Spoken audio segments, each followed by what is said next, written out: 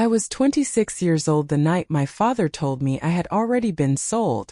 Not in those words. He called it a blessing. He called it an arrangement between families who trusted each other. But I kept his books and I knew what a debt looked like when it finally came due. His name was George Foster.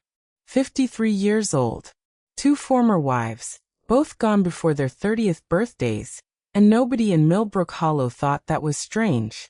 He owned more land than anyone in 3 counties, and he had a way of talking about order and provision that made grown men nod like he was reciting scripture. My name is Clara Bennett. I kept the ledger from my family's feed store, and I am going to tell you exactly how a spreadsheet saved my life. Millbrook Hollow was 40 families, 1 white church, and a single road that went nowhere unless you already knew where you were going. We called it a covenant community, which meant we married inside it, buried inside it, and borrowed money inside it in a circle that never quite closed. 2 years of drought had put my family deep into that circle, and the money we owed didn't belong to a bank. It belonged to George Foster, dressed up as something called the Covenant Fund. I found out how deep on a Sunday in October, at a dinner my mother had been preparing for a week without telling me why. The good tablecloth came out. Scalloped potatoes because George favored them. My mother said that like she'd memorized it, and something in my stomach went cold before he even knocked on the door. He arrived exactly on time. Talked crops with my father, pie crust with my mother, and nothing at all with me, which I now understand was the point. You don't interview a payment. After dessert, my father set down his fork and said, "Clara, George has asked for your hand." Nobody laughed. My mother studied her hands. I asked, very politely, what had happened to his first 2 wives. The room went still. George didn't flinch. He said some women simply couldn't receive order, and he hoped I wasn't one of them. I said no that night. I want that on record because of what came later. I didn't shout it. I waited until his truck cleared the driveway, and then I told my parents plainly, I am not marrying that man. Nobody yelled back. In my family, nobody ever needed to. The punishment came quietly like frost. Monday morning, my father drove into town before I was even awake and came home having ended my job at the elementary school in the next county. The one place I worked outside our valley, teaching alongside a woman named Helen Whitfield who trusted me to run her reading circle and had told me, just the week before, that I was good enough to get certified someday. Gone with one phone call I never got to hear. That was when I understood the shape of what I was in. They weren't going to drag me to an altar. They were simply going to remove, one piece at a time, every version of my life that didn't include George Foster in it, until walking down that aisle looked like my own idea. My mother began teaching me her wedding cake recipe that week. Not asking, teaching. Your grandmother made this for me, she said, folding batter with a gentleness that felt like violence. A house needs peace, Clara. And peace is bought with your yes. She said it like a fact about the world. Not a threat. A law of physics she had tested on her own skin. My sister Nora left the kitchen the moment our mother mentioned the cake. Nora was 31 and had been living back home for 5 years, and nobody in our house ever said why. It took her 4 more nights to tell me herself. She'd been 17 when our parents arranged her marriage to a man named Daniel Brooks. 9 years of it. She came home 2 suitcases lighter than she'd left, and our family never spoke his name at dinner again. The way you don't mention rope in a house where someone survived a hanging. Nobody forces you here, Nora told me, sitting on the end of my bed with tea going cold in her hands. They just arrange the world until you say yes on your own. Then forever after, they get to say you chose it. Her advice was to sign. Marry him. Girls who run, she said, only make things worse for the ones they leave behind. I lay awake that night not because of what she'd said about George, but because my own sister, 9 years married, 5 years healed, had looked me dead in the eye and told me the smart move was to get in the wagon. I found the ledger page by accident. Or rather, I found it doing the job I'd done for 6 years, closing the books at month's end. My father had gotten careless, left the store's tall gray ledger open on his desk while he walked the fence line. I turned to the back section he'd started hiding from me that fall. And there it was in his own handwriting. The covenant loan. $41,000. Interest accruing at a rate that made my jaw tighten. And beneath the running balance, dated the very Sunday of the scalloped potatoes, one new line. GF note, satisfied upon covenant. Satisfied upon covenant. That was our Valley's word for a wedding. The debt wouldn't be paid. It would be forgiven in exchange for me. My father had even bracketed the interest and zeroed it out, tidy as a trade-in on a tractor. I carried the book out to the porch and waited for him to come up from the field. When he saw what page I had open, he took off his gloves slowly and looked past me, out at the fields that had failed him twice. A daughter is how a family pays its debts, he said. Like an apology. Like a proverb worn smooth in his pocket from his own father's hand. I recognized the sentence. It was the same one that had been sitting unread, under my sister's wedding photograph for 9 years. That night, I stopped being a daughter and became a line item. And a line item, I decided, staring at my ceiling, has one advantage a daughter doesn't. She understands the books. I did the sensible thing first. I drove to the county sheriff's office in the next town and told a deputy named Rebecca Hollis everything. The debt, the dinner, the ledger entry with my name folded into it like a tax write-off. She listened all the way through. Then she folded her hands and told me the truth. I was 26. I could walk out that door today and no one could stop me. But an engagement wasn't a crime. A father forgiving a loan wasn't a crime. Unless someone locked a door or raised a hand, there was no case here. But if you ever see a minor in that pipeline, she said at the door, quieter now, a girl under 18 being promised, moved, married off, that's a different phone call. That one I can work with. I filed that sentence away like a receipt I didn't yet know I'd need. I went back to Helen Whitfield's empty classroom to return 4 library books, and instead I told her everything, page 41 included, while she stapled paper turkeys to a bulletin board like her hands needed something to do. When I finished, she didn't cry for me.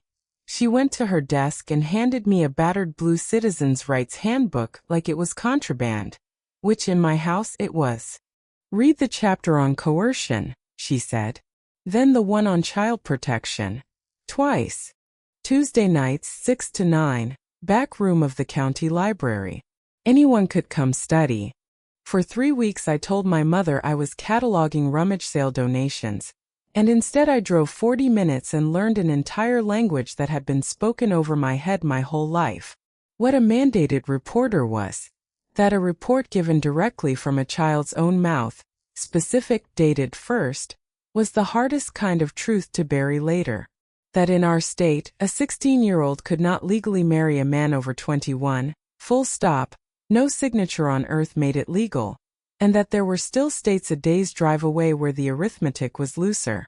I wrote that last part down twice without knowing exactly why. Call it a bookkeeper's instinct for where the fraud usually lives. 3 weeks later, driving home from the library, I crested the last hill and found George's white truck parked in our yard, every light in the house burning.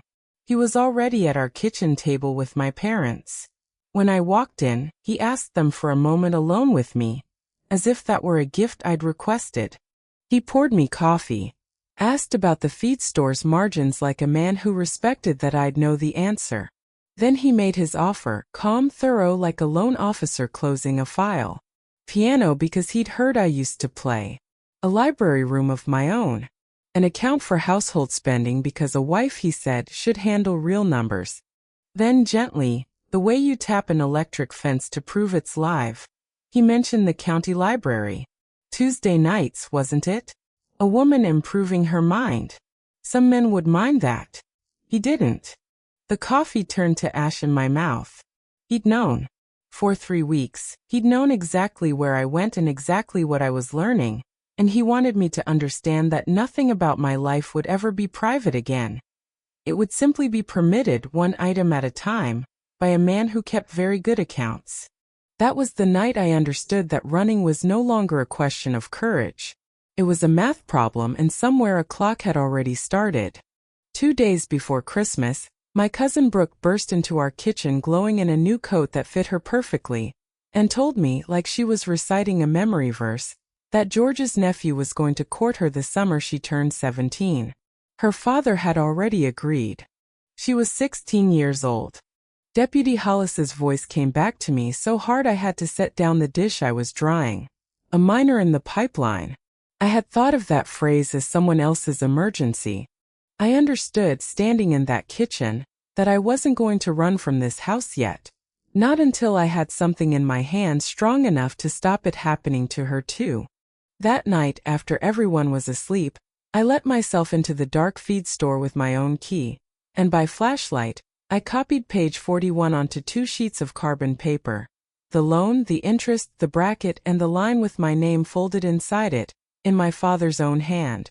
I folded the copies into quarters and taped them flat beneath the liner of a baking powder tin. The one place in that whole house my mother would never think to look. I didn't know yet what I was building. I only knew a bookkeeper's instinct never lies about where the next page is going to be found. And 3 weeks later, I found the line above mine. Dated the spring my sister turned 17. Nora's line was fainter, older ink, but it was there. A covenant gift, paid the same spring her marriage to Daniel Brooks was arranged, filed as a settlement on a debt the Brooks family owed for a piece of land. My father hadn't sold one daughter. He'd sold 2 9 years apart and called both of them tradition. I sat with that for a long time before I understood what it actually meant. It meant George Foster didn't just collect debts. He collected daughters, dressed the exchange up as scripture, and somewhere, if a decade of careful men keep careful records, there is always paper. I found his second wife's name on a water-stained delivery receipt buried in the feed store's old files. A woman named Linda, who had once signed for fence posts at the Foster place before she disappeared from every conversation in Millbrook Hollow. A church newsletter archive and 3 patient Tuesday nights led me to her. Remarried, living 2 states away, listed in a quilting guild newsletter. I called her from the library's phone. When I said my name and my valley, the line went so quiet I thought she'd hung up. I'm supposed to marry George Foster in the spring, I told her. Is there anything you wish someone had told you? The silence stretched long enough that Helen looked up from her grating. Then Linda said, in a voice like a door finally coming off its hinge, "Ask him what happened to the money my father paid him." And she hung up. Paid. Not borrowed. Not owed. Paid. Like a toll. I had assumed I understood the shape of George's business. He lent, then forgave, then collected wives as collateral. But money flowing the other direction, from a bride's father to George, was a different animal. It meant the marriages themselves had a price of admission. It meant there was paper somewhere with real numbers on it. And men who believe they'll never be audited keep the most honest records in the world. Linda called back the following Tuesday and talked for 40 minutes. I filled 9 pages. The Covenant Fund worked in one motion. George lent kindly to families in crisis, drought, medical bills, fire, through a notary he trusted 2 counties over. When the debt ripened, he offered satisfaction. A marriage, his own or a nephew's, sealed with a covenant gift, money the bride's family paid him for the honor of the arrangement. Her own father had paid $6,000 for the privilege of marrying her off to settle his debt. When Linda finally left after 7 years, George had come after her family for what he called the unamortized value of the arrangement. She said that phrase twice so I get it exactly right. The reading of intentions happened the last Sunday of February, under paper bells my mother had saved from Nora's wedding. 40 families in folding chairs, ham on a long table, our pastor beaming like a man watching 2 healthy accounts merge.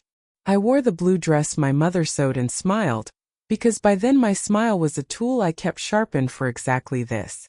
George stood, took my hand, and thanked my father warmly for his wisdom. Richard put it best when we shook on it, he told the room. A daughter is how a family pays its debts. The room laughed. Warm. Easy. An amen from my uncle, a raised coffee cup. 40 people nodding at a sentence that had a bracket and a zeroed-out interest column sitting behind it in a ledger only I had read in full. I stood in the middle of all that warmth and finished my last calculation. There was no one in that room to appeal to. The room had built itself entirely out of agreement. On the walk to the cars, Nora caught my arm in the dark and pressed something small and cold into my palm. The spare key to the laundry room. That window's never locked from the outside, she said, not looking at me. I used to stand at it and count my chances. You still have yours. I left the second Friday of March, the night before the church would seal the engagement for good. I wore 2 sweaters. I carried the baking powder tin, carbon copies, a notebook, $40 of saved wages, my library card.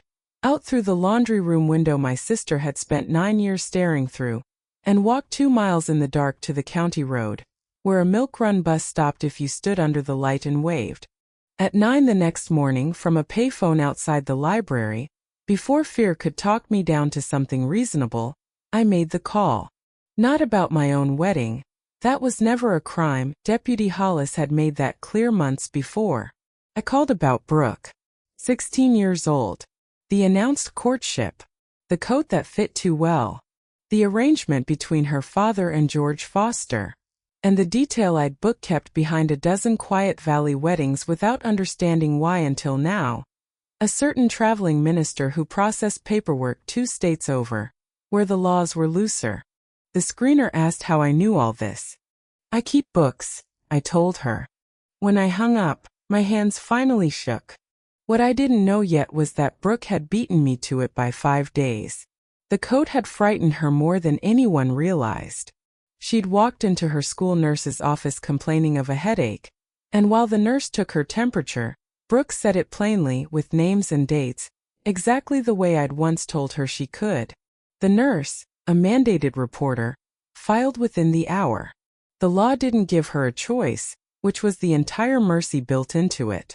So when my report landed that Saturday, it didn't open a case. It corroborated one. 2 accounts, days apart, matching on every name and date. A subpoena went out to the notary 2 counties over, who, exactly as Linda promised, had kept the most honest records in the world. Back in Millbrook Hollow, they found my empty bed and built the story they always build. I had run wild, like Linda before me. My mother packed my clothes into a box that sat in the hallway for a week, because shunning me was doctrine, but throwing away my dresses, apparently, was not something she could bring herself to do.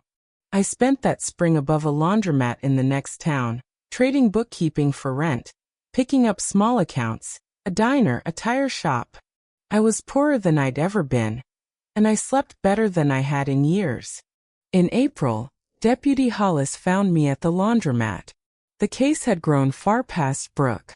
To get a warrant for the original Covenant Fund ledgers, the county attorney needed my carbon of page 41, sworn and notarized. On that page, my father's own hand sat 1 column away from a minor's arrangement. Signing meant putting my father's name inside a criminal file. I signed it anyway. The truth moved at the speed of paperwork after that, nearly 2 years of it. The notary's files cracked the Covenant Fund wide open. 15 years, 11 settled notes, 6 marriages, for Covenant gifts flowing the wrong direction, 2 of them tied to brides who'd been 17. Linda drove in to testify about unamortized value. Brooke turned 17 unmarried, then 18 safe, her courtship quietly dissolved by a family suddenly terrified of paperwork. She earned her GED at my kitchen table, above the laundromat, and insisted the framed certificate hang on my wall instead of hers. George Foster was indicted the fall I turned 27. He posted bond the same day and preached forgiveness at supper that Wednesday, I was told, to a hall that murmured amen. 2 weeks before trial, a white truck pulled up outside the laundromat. My mother stepped out first, then my father, then George, holding grocery store carnations and a folder with my name typed on the front. Inside, a petition for a mental health evaluation, built on statements describing my history of instability. Running away, paranoid delusions that my family had sold me, theft, estrangement. And a letter, drafted in a convincing imitation of my own voice, recanting everything. I was in crisis. I wished to come home. Sign it and it ends, George said gently. I'll forgive the note in full. Your father's name comes out of the file entirely. I turned the folder toward the light and found the first signature holding up the entire story of my broken mind. My mother's. Careful, notarized, Sunday school handwriting swearing her own daughter had always been a girl who imagined things. She got down on her knees on the floor above that laundromat and begged me to sign. And here is the part one never expected to admit out loud. I wanted to. 2 years hadn't burned that want out of me. Peace in this house is bought with your yes rose up in me with its hand out, patient as ever. And for one long moment my fingers actually curled toward the pen. I asked for one night to think. That night, I called Nora. I told her about the folder, the forgiven debt, my empty room waiting for me. She was quiet for a long moment. Then she told me something I will carry for the rest of my life, that the debt from her own marriage, settled the spring she turned 17, was filed in her ex-husband's records under equipment. Sign that folder, she said, and you go home safe, filed under equipment, same as me. Don't sign, and you're alone in a way I never once dared to be. I can't choose it for you. But only one of those women can ever come back for the rest of us.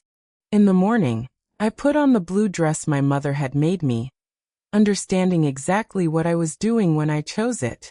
I carried both folders into the county attorney's office, where Deputy Hollis was already waiting. I didn't sign George's petition. I entered it as evidence. A defendant 2 weeks from trial, offering a witness her mother's love in exchange for silence, is not making peace. It's tampering. Then I testified. Page 41, both lines, mine and my sister's. The notary. The covenant gifts. The coat that fit too well. My voice stayed level the whole way through. 11 years of month-end closings will teach you that.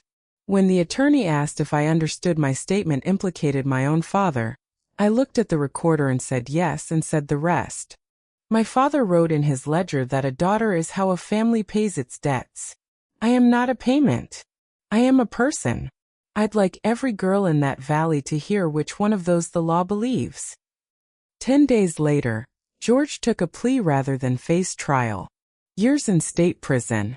The Covenant Fund dissolved under court supervision.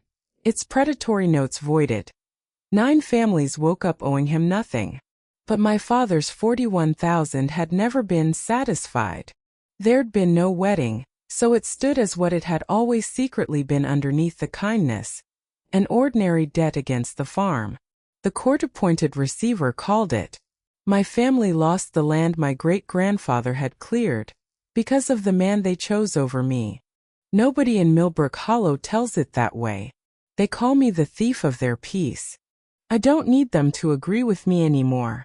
These days, I still keep books above that laundromat, a few more accounts now, enough to get by. Tuesday nights, the library back room has grown from 1 folding table to 6. Brooke teaches 2 younger kids to draw. A young mother from the next valley practices writing out the words for a separation petition, pencil first. And in the last row, every week without fail, sits my sister, who told me once to sign, and now has a counselor, a bank account nobody cosigns, and a seat she has never once given up. My parents live in a small house by the creek now. A card arrived last month with no return address. My mother's handwriting, no letter, just her apple cake recipe copied out in full, with 1 line added at the bottom. It works just as well for birthdays. I put it on my windowsill. I haven't written back yet. But the word yet lives in my kitchen now, and it belongs to me. I used to believe love was a ledger you balanced by disappearing. I know better now.